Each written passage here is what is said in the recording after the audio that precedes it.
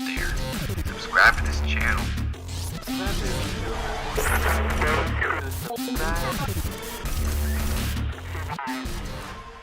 What is up, guys? This is the ZeusTuber, and today I am back with another Walking Dead video. This one has to do with my review for The Walking Dead's Season 6, Episode 15, titled East, which is the penultimate episode of the season.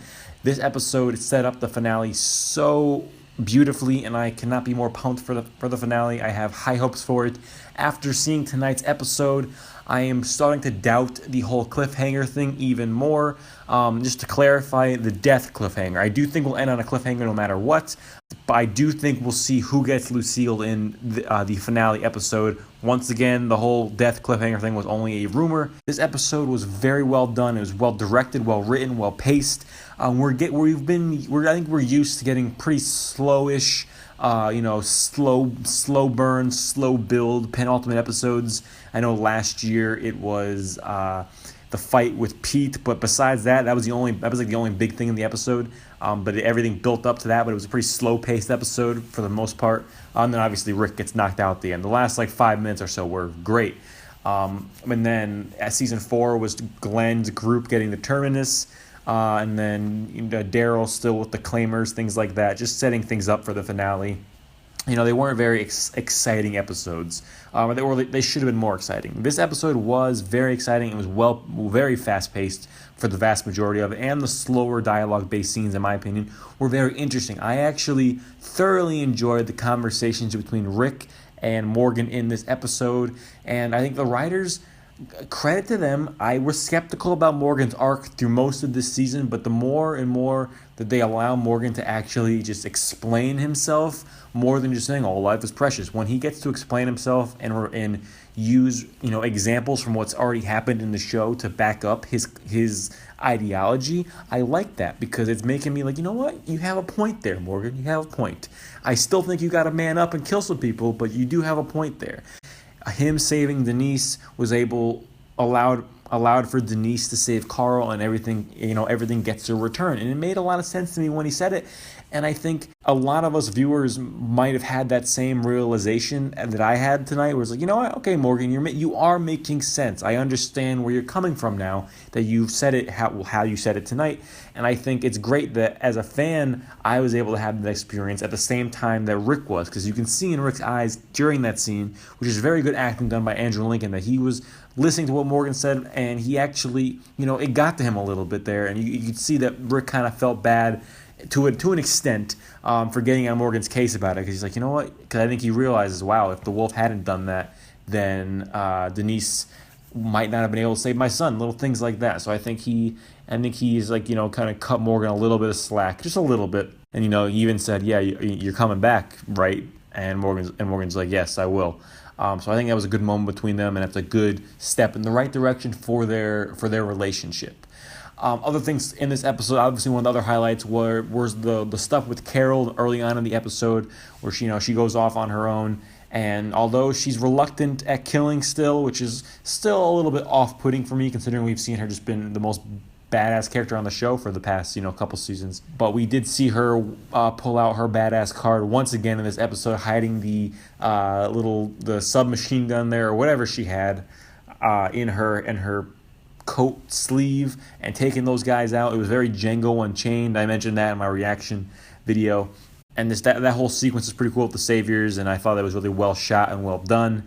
Probably one of the highlights of the episode for me. And I do think obviously that storyline will continue on into the finale, because there's still that one Savior alive with her rosary. We still don't know where Carol is. Morgan's still out looking for her. So there's still a lot of unanswered questions, and I'm considering the finale is a 90-minute episode. Hopefully we do get answers for everything. There was some great stuff between Enid and Maggie in this episode, especially now, sigh of relief. We see Maggie did get a haircut for The Walking Dead. It wasn't because she was killed off. I'm pretty sure it's safe to say at this point that she's pretty safe for the time being, because we know in the comics she cuts her hair and she becomes leader of the Hilltop, so forth, yada, yada, yada. And it looks like they're going that route, giving her all these leadership roles and making her more diplomatic and so forth. And we know she has the baby in the comic. So if they're going that route, then it would Glenn is probably a goner. It's probably going to be Glenn.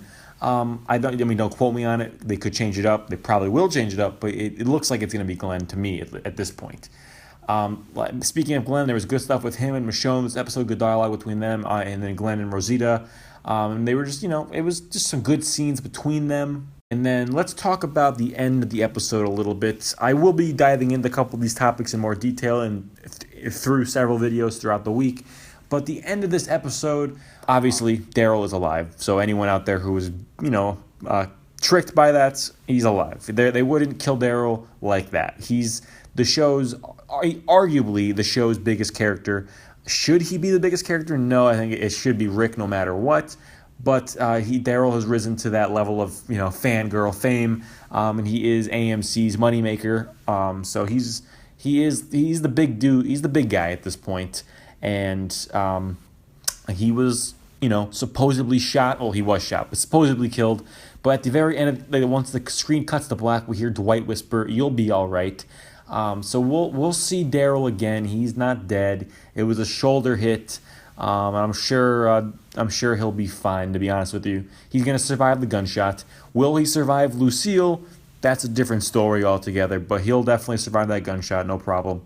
And I thought it was a pretty good episode. I don't mind that it ended on a cliffhanger because it's only the penultimate episode, and Denise Hoot, I'm Talking Dead, said we'd get answers about that whole Daryl thing in the finale, so we don't have to wait more than a week, so that'll be cool there. I'm not too worried about that. And like I said, I don't think they'll do two cliffhangers in a row. I think we'll see who gets Lucille next week. I feel very confident about that now. And just based off how awesome this episode was, and how in general how awesome season 6B has been, I do have faith in Gimple. I do have faith in the producers and writers that the finale will be awesome and Negan's introduction will be done right, because we know Kirkman co-wrote the episode or wrote it completely himself, one of the two. But we know that Negan is one of his babies, and I don't think Kirkman would allow Negan to be messed up. I don't think he would. That being said, Kirkman's also a troll. So take from that what you will. I thoroughly enjoyed this episode. I think it's been the best penultimate episode or 15th episode that we've had in a season in a very long time. Probably since This Sorrowful Life, I believe it was called, when Merle died. Probably the best one since that episode, in terms of episode 15.